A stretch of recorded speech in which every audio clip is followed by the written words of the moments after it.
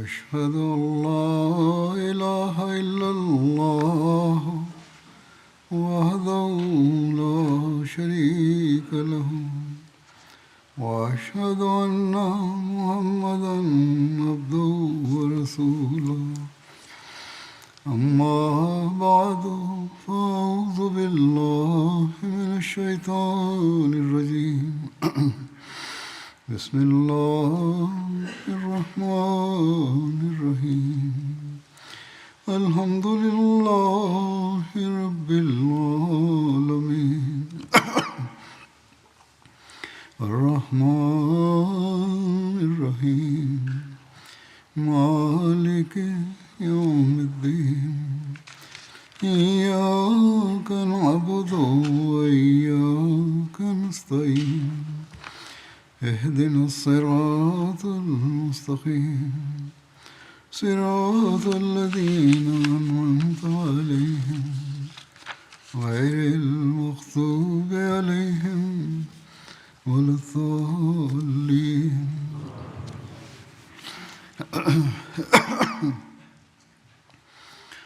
ഖൈബർ യുദ്ധത്തെ സംബന്ധിച്ചാണ് പരാമർശിച്ചു വന്നിരുന്നത്. തിരുനബി സല്ലല്ലാഹു അലൈഹി വസല്ലം ഖൈബറിലേക്ക് പുറപ്പെടുന്നത് സംബന്ധിച്ചുള്ള വിശദീകരണം ഇപ്രകാരമാണ് വന്നിരിക്കുന്നത്. തിരുനബി സല്ലല്ലാഹു അലൈഹി വസല്ലമയുടെ നേതൃത്വത്തിൽ ജീവത്യാഗസന്നദ്ധരായ 1600 പേരടങ്ങുന്ന സൈന്യം മദീനയിൽ നിന്നും പുറപ്പെട്ടു. അതിൽ 200 കുതിര പടയാളികളുണ്ടായിരുന്നു.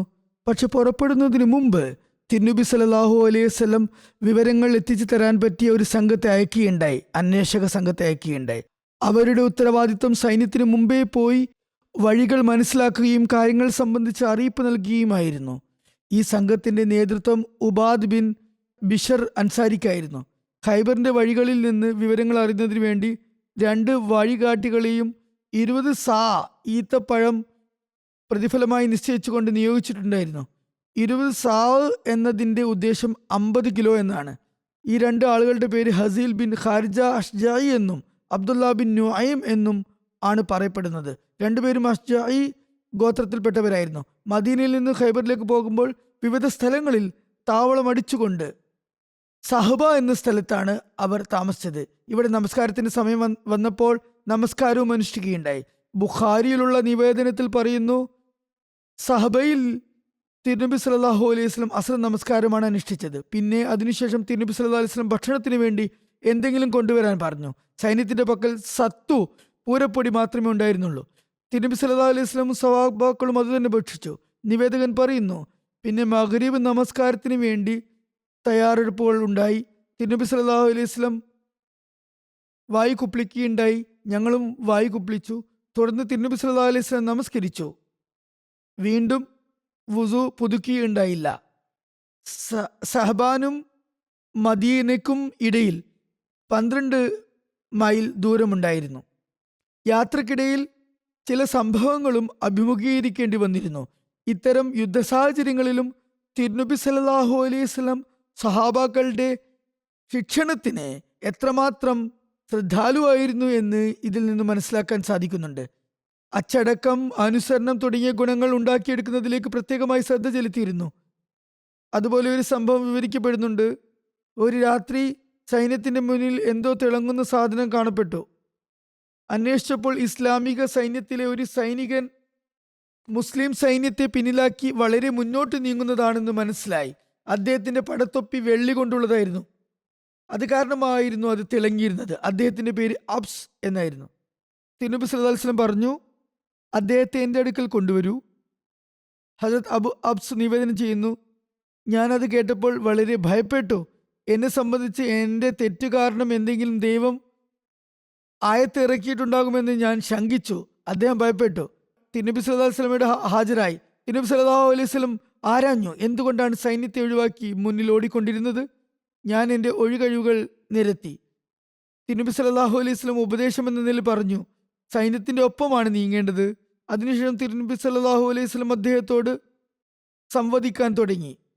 ഇദ്ദേഹം ഒരു പാഥേയും യാത്രാവിഭവവും തൻ്റെ പക്കൽ ഇല്ലാത്ത നിർധനനായ സഹാബിയായിരുന്നു. അദ്ദേഹം തിരുനബി സല്ലല്ലാഹു അലൈഹി വസല്ലമയുടെ സവിധത്തിൽ ഹാജരായിക്കൊണ്ട് പറഞ്ഞു, യാ റസൂലല്ലാ, എൻ്റെ പക്കൽ യാതൊരു പാഥേയവുമില്ല. മാത്രമല്ല വീട്ടിലെ ആളുകൾക്കുള്ള അന്നപാനീയങ്ങളും റേഷനും എൻ്റെ പക്കലില്ല. അപ്പോൾ തിരുനബി സല്ലല്ലാഹു അലൈഹി വസല്ലം ഒരു പുതപ്പ് അയാൾക്ക് നൽകുകയുണ്ടായി. ബുദ്ധിമാനായ ആ സഹാബി പുതപ്പുമെടുത്ത് ചന്തയിൽ പോയി അത് തിരുനബി സല്ലല്ലാഹു അലൈഹി വസല്ലം തന്നെ തന്നതാണെന്ന് പറഞ്ഞ് 8 ദിർഹമിന് വിൽപ്പന നടത്തുകയുണ്ടായി. 2 ദിർഹമിന് വീട്ടിലേക്കുള്ള ഭക്ഷണങ്ങളും ചെലവിനുള്ള സാധനങ്ങളും വാങ്ങി. 2 ദിർഹമിന് വഴിയാത്രക്കുള്ള ഭക്ഷണവും കരുതി. ബാക്കി 4 ദിർഹമിന് തനിക്ക് ഒരു പുതപ്പ് വാങ്ങി സൈന്യത്തിൽ ഭാഗവാക്കായി. സംഭാഷണ മധ്യേ തിരുനബി സല്ലല്ലാഹു അലൈഹി വസല്ലം അദ്ദേഹത്തോട് ആരാഞ്ഞു, ഞാൻ നിനക്ക് നൽകിയ പുതപ്പ് എവിടെ? അദ്ദേഹം മറുപടി പറഞ്ഞു, ഞാനത് വിൽപ്പന നടത്തി. തുടർന്ന് ഇപ്പോൾ ഈ വിവരിച്ച എല്ലാ കാര്യങ്ങളും അദ്ദേഹം അവിടെ പറയുകയുണ്ടായി. ഈ സംഭാഷണം കേട്ടപ്പോൾ പുഞ്ചിരി തൂകിക്കൊണ്ട് തിരുനബി സല്ലല്ലാഹു അലൈഹി വസല്ലം പറഞ്ഞു, അല്ലയോ അബു അബ്സ്, നിങ്ങൾ വളരെ പ്രയാസത്തിൽ കഴിയുന്നവരാണ്. എൻ്റെ ജീവൻ ആരുടെ കയ്യിലാണോ ഉള്ളത് അവനാണ്, അതായത് അള്ളാഹു ആണ് സത്യം. നിങ്ങൾ ജീവിച്ചിരിക്കുകയും ദീർഘായുസ് നേടുകയും ചെയ്യുകയാണെങ്കിൽ വളരെ കുറഞ്ഞ കാലത്തിനകം തന്നെ നിങ്ങളുടെ പാഥേയത്തിൽ യാത്രാ വിഭവത്തിൽ ഒരുപാട് വർധനവുണ്ടാകുന്നതായി നിങ്ങൾക്ക് കാണാം. നിങ്ങളുടെ കുടുംബത്തിന്റെ ചെലവിനുള്ള കാര്യങ്ങളും നിങ്ങൾക്ക് ഒരുപാട് നൽകപ്പെടുന്നതാണ്. നിങ്ങളുടെ പക്കൽ ദിർഹമും ദീനാറും ഒരുപാട് ഉണ്ടാകുന്നതായിരിക്കും. വെള്ളി നാണയങ്ങളും സ്വർണ്ണ നാണയങ്ങളും ഒരുപാടുണ്ടാകും. നിങ്ങൾക്ക് ഒരുപാട് ഭൃത്യന്മാരെയും നൽകപ്പെടും. പക്ഷെ ഇതൊന്നും നിങ്ങൾക്ക് കൂടുതൽ നല്ലതല്ല, അഭികാമ്യമല്ല. ഹദു അബു അബസ് തിരുനബി സല്ലല്ലാഹു അലൈഹി വസല്ലമയുടെ ഈ പ്രവചനം പൂർത്തിയാകുന്നതിന് ദൃക്സാക്ഷിയായിരുന്നു. അദ്ദേഹം ഇങ്ങനെ പറഞ്ഞിരുന്നു, അള്ളാഹു ആണ്, നബി സല്ലല്ലാഹു അലൈഹി വസല്ലം പറഞ്ഞതെല്ലാം അതേപടി പുലരുകയുണ്ടായി. അബു അബ്സിനെ പറ്റിയുള്ള വിവരണത്തിൽ പറയുന്നു, ഇദ്ദേഹത്തിന്റെ പേര് അബ്ദുൽ ഉസ്സ എന്നായിരുന്നു. നബി സല്ലല്ലാഹു അലൈഹി വസല്ലം പേര് മാറ്റി അബ്ദുർ റഹ്മാൻ എന്ന് വെക്കുകയുണ്ടായി. അദ്ദേഹം 70 വയസ്സ് വരെ ജീവിച്ചിരിക്കുകയുണ്ടായി. ഹജരത് ഉസ്മാന്റെ ഖിലാഫത്ത് കാലഘട്ടത്താണ് വഫാത്തായത്. ഹജരത് ഉസ്മാൻ അദ്ദേഹത്തിന്റെ ജനാസ നമസ്കരിപ്പിക്കുകയുണ്ടായി.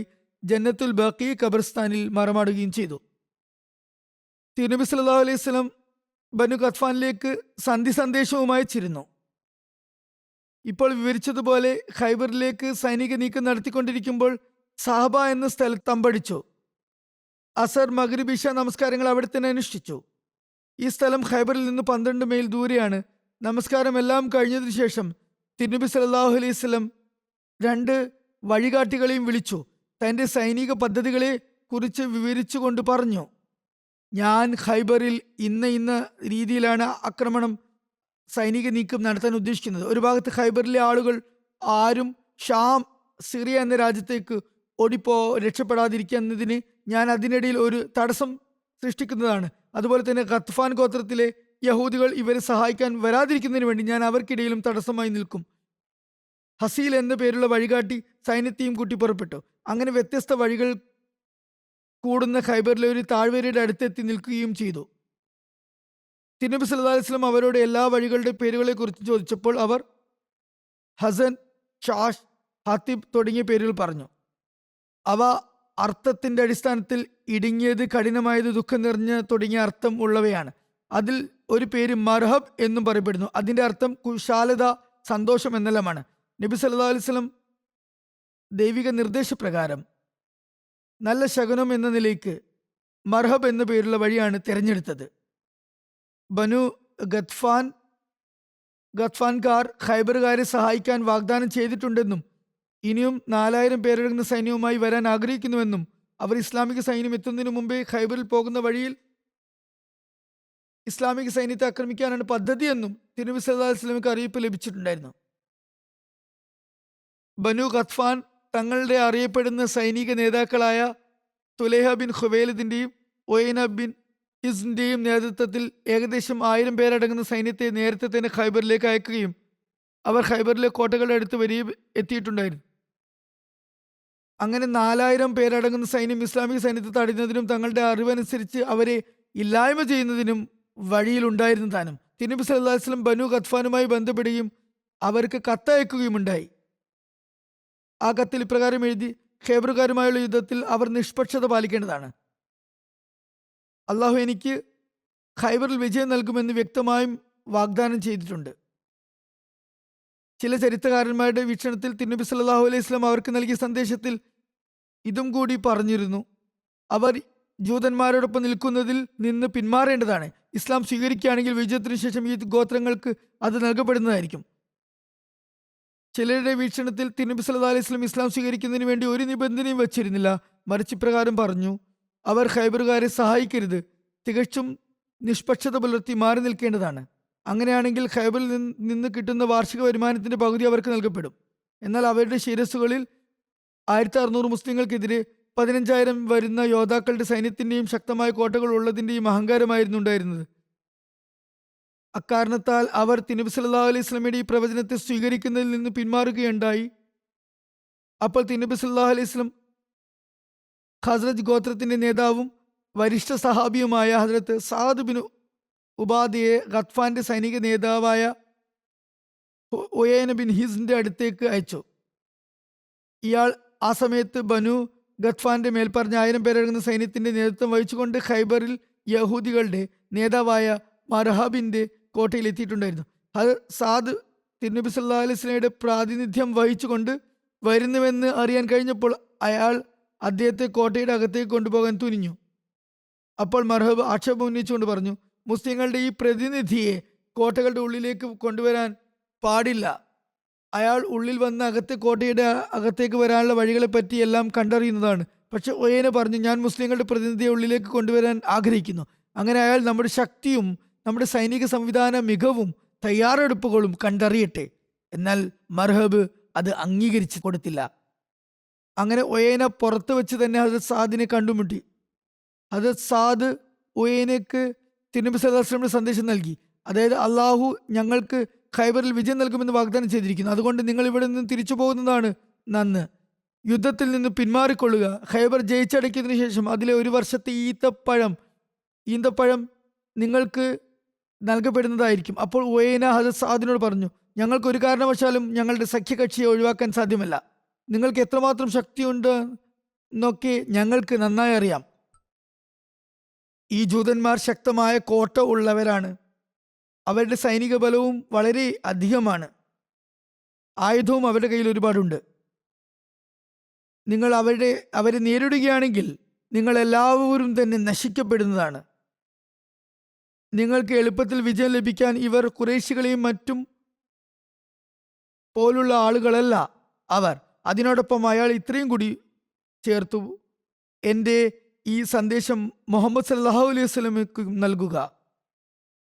അഹങ്കാരപ്രമത്തരായ ഈ മറുപടി കേട്ടപ്പോൾ ഹദരത്ത് സാദ് ഉയൈനയോട് പറഞ്ഞു: ഞാൻ സാക്ഷ്യം വഹിക്കുന്നു, മുഹമ്മദ് സല്ലല്ലാഹു അലൈഹി വസല്ലം തീർച്ചയായും നിന്റെ പക്കൽ ഈ കോട്ടയിൽ വരുന്നതാണ്. ഇപ്പോൾ നിനക്ക് മുന്നിൽ വച്ചിട്ടുള്ള ഈ വാഗ്ദാനത്തിന് വേണ്ടി ആ സമയത്ത് നീ യാചിക്കുന്നതാണ്.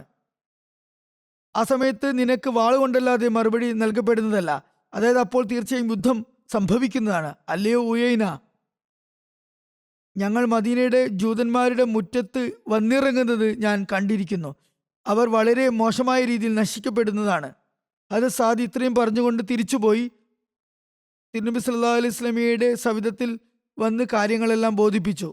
അതോടൊപ്പം വളരെ ആത്മാർത്ഥതയോടെ പറഞ്ഞു: അല്ലയോ അള്ളാഹുവിൻ്റെ തിരുദൂതരെ സല്ലല്ലാഹു അലൈഹി വസല്ലം, അള്ളാഹു താങ്കൾക്ക് നൽകിയ വാഗ്ദാനം തീർച്ചയായും പൂർത്തിയാക്കുന്നതും തൻ്റെ ദീനിനെ വിജയിപ്പിക്കുന്നതുമാണ്.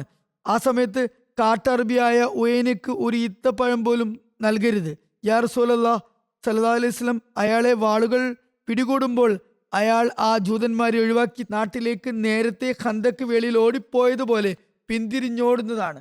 ഖന്തക്ക് യുദ്ധവേളയിലും ഈ ഗോത്രം 6000 പേര് അടങ്ങുന്ന സൈന്യവുമായി ഖുറൈശികളെ സഹായിക്കാൻ വന്നിട്ടുണ്ടായിരുന്നു. പിന്നെ അവിടെ നിന്ന് അവർക്ക് പിന്തിരിഞ്ഞോടുകയേണ്ടി വരികയുണ്ടായി. ദൈവിക പ്രതാപത്തിൻ്റെയും ഗത്ഫാൻകാരുടെ പരാജയവും സംബന്ധിച്ചുള്ള വിവരണങ്ങളും വന്നിട്ടുണ്ട്. തിരുനബി സല്ലല്ലാഹു അലൈഹി വസല്ലം പറഞ്ഞു: നുസിർത്ത് ബിർറോബ്, അതായത് എനിക്ക് അള്ളാഹു നീണ്ടു നിൽക്കുന്ന പ്രതാപവും ഭയവും നൽകി സഹായിച്ചിരിക്കുന്നു. ഈ സംഗതി ഇവിടെ ഒരിക്കൽ കൂടി ഗത്ഫാനി സൈനികരുടെ കാര്യത്തിൽ പൂർത്തിയാവുകയാണ് ഉണ്ടായത്. പറഞ്ഞു വന്നതുപോലെ 4000 വരുന്ന സൈന്യം ഇസ്ലാമിക സൈന്യത്തെ ആക്രമിക്കുന്നതിന് വേണ്ടി തക്കം പാർത്തിരിക്കുകയായിരുന്നു. മുസ്ലിങ്ങളെ ഖൈബറിലേക്ക് വരുന്നതിന് മുമ്പ് തടയുന്നതിന് വേണ്ടി കാത്തിരിക്കുകയായിരുന്നു. എന്നാൽ ദൈവിക വിധി വെളിപ്പെട്ടത് നോക്കുക.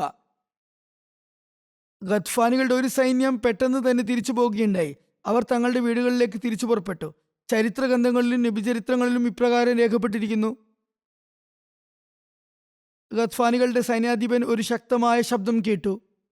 ഒരു മുന്നറിയിപ്പ് നൽകുന്ന വ്യക്തി മുസ്ലിങ്ങളുടെ സൈന്യം അവരുടെ പിന്നിലൂടെ വന്നു അവരുടെ വീടുകളെയും നാൽക്കാലികളെയും സമ്പത്തിനെയും പിടിച്ചെടുക്കുകയും അവരുടെ സമ്പത്തിനെയും സ്ത്രീകളെയും കുട്ടികളെയും ബന്ദിയാക്കുകയും ചെയ്തിരിക്കുന്നു എന്ന് വിളിച്ചു പറയുന്നുണ്ടായിരുന്നു. അപ്പോൾ അവർ എത്രയും പെട്ടെന്ന് തിരിച്ചു പോവുകയുണ്ടായി. അങ്ങനെ ജൂതന്മാർക്ക് അവരെ സഹായിക്കാൻ കഴിഞ്ഞതില്ല. ഇത് അദൃശ്യത്തിൽ നിന്നുള്ള ഒരു സഹായമായിരുന്നു. അത് ഒരു ദൈവിക ശബ്ദവും അശരീരിയുമായിരുന്നു. ചരിത്ര ഗ്രന്ഥങ്ങളിൽ ഗത്ഫാനികളുടെ സൈനിക ശക്തിയെ സംബന്ധിച്ചും അഭിപ്രായ വ്യത്യാസമുണ്ട്. നേരത്തെ ഒരു ഗ്രന്ഥത്തിന്റെ ഉദ്ധരണിയിൽ പറഞ്ഞതുപോലെ ബനു ഗത്ഫാനിൽ നിന്ന് 1000 പേരടങ്ങുന്ന യോദ്ധാക്കൾ തങ്ങളുടെ നേതാവായി ഉയൈന ബിൻ ഹിസിന്റെ നേതൃത്വത്തിൽ ഖൈബറിലെ ജൂതന്മാരെ സഹായിക്കുന്നതിന് വേണ്ടി അവരുടെ കോട്ടകളിൽ എത്തിയിട്ടുണ്ടായിരുന്നു. അതേസമയം മറ്റ് നബിചരിത്രങ്ങളിൽ അവരുടെ എണ്ണം 1000 എന്നതിന് പകരം 4000 എന്ന് വിവരിച്ചിട്ടുണ്ട്. അതുപോലെ ചില നബിചരിത്രങ്ങളിൽ എഴുതുന്നു, ഉയൈനയുടെ നേതൃത്വത്തിൽ ബനു ഗത്ഫാന്റെ 4000 പേരടങ്ങുന്ന സൈന്യം ഖൈബറിലേക്ക് വരുമ്പോൾ വഴിയിൽ തന്നെ തിരുനബി സല്ലല്ലാഹു അലൈഹി വസല്ലം സംഘവുമായി ഉയൈനയുടെ സംസാരമുണ്ടായി. അങ്ങനെ വഴിയിൽ വെച്ച് തന്നെ ദൈവിക പ്രതാപം കാരണം ഈ ദൈവഭയം കാരണം ഈ 4000ന്റെ സൈന്യം തിരിച്ച് തങ്ങളുടെ നാട്ടിലേക്ക് പോവുകയുണ്ടായി. സീറത്ത് ഇബ്നു ഹിഷാമിൽ ഇങ്ങനെയാണ് വന്നിട്ടുള്ളത്. ഏതായാലും തിരുനബി സല്ലല്ലാഹു അലൈഹി വസല്ലം ഖൈബറിലേക്ക് തന്റെ യാത്ര തുടർന്നു. ഷാമിലെ രാത്രി നേരത്ത് ഖൈബറിന്റെ കോട്ടകൾ കാണപ്പെടുന്നുണ്ടായിരുന്നു. നബി സല്ലല്ലാഹു അലൈഹി വസല്ലം സഹാബകളോട് പറഞ്ഞു, നിൽക്കുക. അപ്പോൾ അവരെല്ലാവരും അവിടെ നിന്നു.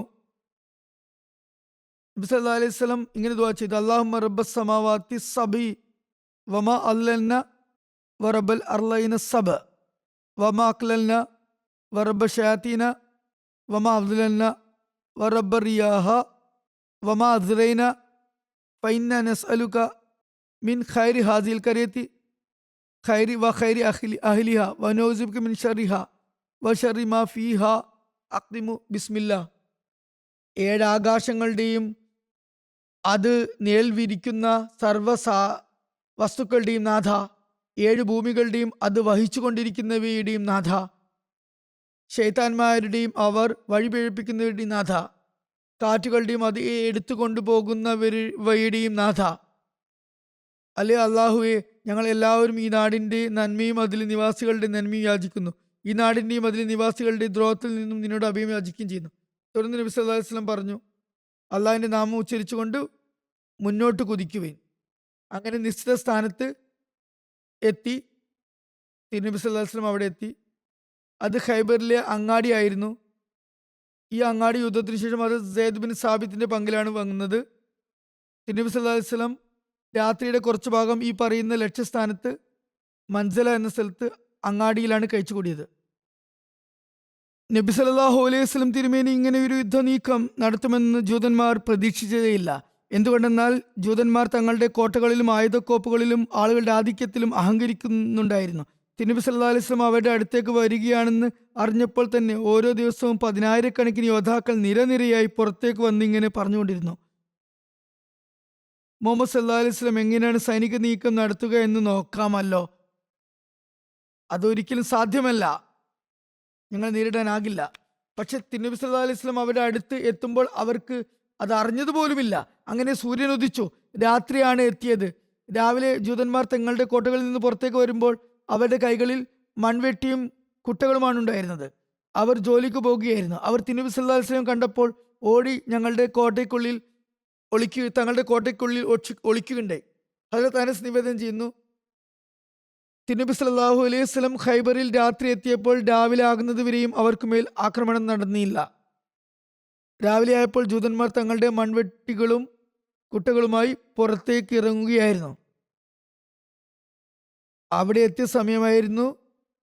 ഏതായാലും രാത്രി ആക്രമണം നടത്താൻ ഉദ്ദേശിച്ചിരുന്നില്ല. രാവിലെ ആയപ്പോഴാണ് ആക്രമണം നടത്താൻ ഉദ്ദേശിച്ചത്. അങ്ങനെ രാവിലെ ആയപ്പോൾ ജൂതന്മാർ തങ്ങളുടെ മൺവെട്ടികളും കുട്ടകളുമായി പുറപ്പെടുന്നുണ്ടായിരുന്നു. അവർ തിരുനബി സല്ലല്ലാഹു അലൈഹി വസല്ലമയെ കണ്ടപ്പോൾ പറഞ്ഞു, മുഹമ്മദ് സല്ലല്ലാഹു അലൈഹി വസല്ലമും സൈന്യങ്ങളും അതാ. തിരുനബി സല്ലല്ലാഹു അലൈഹി വസല്ലം പറഞ്ഞു, ഖൈബർ ഇന്ന ഇസ നസൽന ബിസാഹത്തി കൗമിൻ ഫസാ സബാഹുൽ മുൻസിരീൻ. അതായത് ഖൈബർ നശിക്കപ്പെട്ടിരിക്കുന്നു. നാം ഏതെങ്കിലും സമൂഹത്തിന്റെ മുറ്റത്ത് വന്നിറങ്ങുമ്പോൾ ആ സമയത്ത് താക്കീത് നൽകപ്പെടുന്നവരുടെ പ്രഭാതം വളരെ മോശമായിരിക്കും. ഇസ്ലാമിക സൈന്യത്തിന്റെ താവളം മുൻസിലയിൽ ഉണ്ടായിരുന്നില്ല, സ്ഥിരമായി അവിടെ തങ്ങിയില്ല. അതിനെ സംബന്ധിച്ച് പറയപ്പെടുന്നു, മുൻസില എന്ന സ്ഥലത്ത് രാത്രി കഴിച്ചുകൂട്ടി. അവിടെ തന്നെയാണ് നേരെ വെളുപ്പിച്ചത്. ഹദരത്ത് ഹുബാബ് ബിൻ മുൻസിർ പറയുകയുണ്ടായി, അങ്ങ് ഈ സ്ഥലത്ത്, അതായത് മൻസിലയിൽ താവളമുണ്ടാക്കാൻ ആഗ്രഹിക്കുന്നത് അള്ളാഹുവിൻ്റെ കൽപ്പന പ്രകാരമാണെങ്കിൽ ഞങ്ങൾക്കൊന്നും പറയാനില്ല. ഇനി അങ്ങയുടെ അഭിപ്രായപ്പെടുകയാണെങ്കിൽ ഞങ്ങൾ ഒരു അഭിപ്രായം പറയാൻ ആഗ്രഹിക്കുന്നു. തിരുനബി സല്ലല്ലാഹു അലൈഹി വസല്ലം പറഞ്ഞു, ഇത് എൻ്റെ സ്വന്തം അഭിപ്രായമാണ്. ഹദരത്ത് ഉബാബ് പറഞ്ഞു, യാ റസൂലല്ലാഹ്, ഇത് അവരുടെ കോട്ടകളുടെ വളരെ സമീപസ്ഥവും അവരുടെ തോട്ടങ്ങളുടെ മുന്നിലുമാണ്. ഇത് തരിശു ഭൂമിയാണ്. എനിക്ക് നെത്താക്കാരെ പറ്റി നന്നായി അറിയാം. അവരുടെ അമ്പുകൾ വളരെ ദൂരത്തേക്ക് എത്താറുണ്ട്. മാത്രമല്ല, അമ്പെയ്ത്തിൽ അവരെ വെല്ലാൻ ആരുമില്ല. അവർ നമ്മളെക്കാൾ ഉയർന്ന സ്ഥലത്തും പീഠഭൂമിയിലുമാണുള്ളത്. അവരുടെ അമ്പുകൾ വളരെ പെട്ടെന്ന് നമ്മുടെ അടുത്തേക്ക് എത്താൻ സാധ്യതയുണ്ട്. അവരുടെ രാത്രിയുള്ള ആക്രമണത്തിൽ നിന്ന് നമുക്ക് സുരക്ഷിതരാകാൻ കഴിയില്ല. അവർക്ക് ഈന്തപ്പനകളുടെ കൂട്ടത്തിനിടയിൽ ഒളിഞ്ഞിരിക്കാൻ കഴിയും. അതുകൊണ്ട് അങ്ങ് ഇവിടെ നിന്ന് മറ്റൊരു സ്ഥലത്തേക്ക് മാറണമെന്നാണ് എൻ്റെ അപേക്ഷ. നബി സല്ലല്ലാഹു അലൈഹി വസല്ലം പറഞ്ഞു, താങ്കളുടെ അഭിപ്രായം വളരെ നല്ലതാണ്. പക്ഷേ നമ്മൾ ഇന്നു തന്നെ അവരുമായി യുദ്ധം ചെയ്യുന്നതാണ്. അതോടൊപ്പം തന്നെ നബി സല്ലല്ലാഹു അലൈഹി വസല്ലം മുഹമ്മദ് ബിൻ മസ്ലമയെ വിളിച്ചു. അദ്ദേഹം നബി സല്ലല്ലാഹു അലൈഹി വസല്ലമയുടെ സംരക്ഷണ ചുമതലയുള്ള സംഘത്തിന്റെ ഇൻചാർജായിരുന്നു. നബി സല്ലല്ലാഹു അലൈഹി വസല്ലം അദ്ദേഹത്തോട് പറഞ്ഞു, അവരുടെ കോട്ടകളിൽ നിന്ന് അല്പമാകുന്ന നമുക്ക് വേണ്ടിയുള്ള സ്ഥലം അന്വേഷിച്ചു. മുഹമ്മദ് ബിൻ മസ്ലമ നടന്ന് റജി എന്ന സ്ഥലത്തെത്തി. അത് ഖൈബറിനും ഗത്ഫാനി ഗോത്രങ്ങൾക്കും ഇടയിലുള്ള സ്ഥലമായിരുന്നു. പിന്നെ നബി സല്ലല്ലാഹു അലൈഹി വസല്ലമയുടെ അടുത്ത് തിരിച്ചെത്തി പറഞ്ഞു, യാ റസൂലല്ലാഹ് സ്വല്ലല്ലാഹു അലൈഹി വസല്ലം, ഞാൻ അങ്ങേക്ക് വേണ്ടി ഒരു സ്ഥലം കണ്ടു വച്ചിട്ടുണ്ട്. നബി സല്ലല്ലാഹു അലൈഹി വസല്ലം പറഞ്ഞു, അള്ളാഹുവിൻ്റെ ബർക്കത്തുകളുമായി അനുഗ്രഹങ്ങളുമായി നീങ്ങുക. അതിനു മുമ്പ് ഇന്ന് തന്നെ ഇതേ സ്ഥലത്ത് വെച്ച് യുദ്ധം തുടങ്ങുമെന്നും നബി സല്ലല്ലാഹു അലൈഹി വസല്ലം പറഞ്ഞിട്ടുണ്ടായിരുന്നു. അങ്ങനെ വൈകുന്നേരത്തെ യുദ്ധം അവസാനിച്ചതിന് ശേഷം ഈ പുതിയ സ്ഥലത്ത് എല്ലാ ഇസ്ലാമിക സൈന്യവും മാറുകയുണ്ടായി. ഖൈബറിലെ കോട്ടകളും ഒരുപാടുണ്ടായിരുന്നു, വിവിധ കോട്ടകളുണ്ടായിരുന്നു. അതിന് വിവിധ തരങ്ങളെപ്പറ്റി വിവരിക്കപ്പെട്ടിട്ടുണ്ട്. ഖൈബറിലെ ഭൂമിശാസ്ത്രപരമായ ഘടനയെ സംബന്ധിച്ചും അതിലെ കോട്ടകളെപ്പറ്റിയും വിവരണം വന്നിട്ടുണ്ട്. കാരണം ഈ യുദ്ധം കോട്ടകളുമായി ബന്ധപ്പെട്ടവയായിരുന്നു. അത് ഒന്നൊന്നായി പിടിച്ചെടുക്കുകയുണ്ടായി. ഈ കോട്ടകളുടെ എണ്ണത്തിൽ മാത്രമല്ല, അവയുടെ പേരിന്റെ കാര്യത്തിലും അഭിപ്രായ വ്യത്യാസങ്ങളുണ്ട്. കൂടാതെ ചില ഗ്രന്ഥങ്ങളിൽ ഈ ഗ്രന്ഥത്തിലെ സംഭവങ്ങളും ചില കോട്ടകളുമായി ചേർത്താണ് പറഞ്ഞിട്ടുള്ളത്. അതേസമയം മറ്റു പുസ്തകങ്ങളിൽ വേറെ ചില കോട്ടകളുമായി ബന്ധപ്പെടുത്തിയാണ് വിവരിച്ചിട്ടുള്ളത്. താരിഖ് യാക്കൂബി എന്ന ഗ്രന്ഥത്തിൽ ഖൈബറിലെ കോട്ടകളുടെ എണ്ണം 6 പറയപ്പെട്ടിരിക്കുന്നു. ഇവയിൽ നായിം എന്ന കോട്ടയെ സംബന്ധിച്ച് പറയുന്നതേയില്ല. അതേസമയം ഭൂരിഭാഗം നബി ചരിത്ര പുസ്തകങ്ങളിലും ആരംഭം തന്നെ ഈ നായിം കോട്ടയെ സംബന്ധിച്ചാണ് പറയപ്പെടുന്നത്. സുർഖാനി കോട്ടകളുടെ എണ്ണം 10 പറയുന്നു. ഈ എല്ലാ ഗ്രന്ഥങ്ങൾ നോക്കുകയാണെങ്കിൽ ഖൈബർ പ്രദേശം നതാ, ഷിഖ്, കത്തീബ എന്നിങ്ങനെ 3 വിഭജിക്കപ്പെട്ടിരിക്കുന്നു എന്ന് കാണാം. ഈ 3 ഭാഗങ്ങളിലും 8 കോട്ടകൾ താഴെ ചേർക്കുന്ന വിവരണം അനുസരിച്ച് പറയപ്പെടുന്നു. അതായത് നത്തായിൽ 3 കോട്ടകൾ ഉണ്ടായിരുന്നു. അതായത് നായിം, സാബ്, സുബൈർ. ഈ കോട്ടയുടെ പേര് കുല എന്നായിരുന്നു. ഇത് പിന്നീട് ഹസ്രത്ത് സുബൈർ ബിൻ അവാമിന്റെ പങ്കിലാണ് വന്നത്. അതുകൊണ്ട് അത് സുബൈർ എന്ന പേരിലും പ്രസിദ്ധമായി. ഷക്കിൽ 2 കോട്ടകൾ ഉണ്ടായിരുന്നു. അതായത് ഉബയും ബരിയും. ചില ഇതിനെ നിസാർ എന്നും പറഞ്ഞിട്ടുണ്ട്. കത്തീബയിൽ 3 കോട്ടകൾ ഉണ്ടായിരുന്നു. അതായത് കമൂസ്, വത്തീഹ്, സുലാലിം.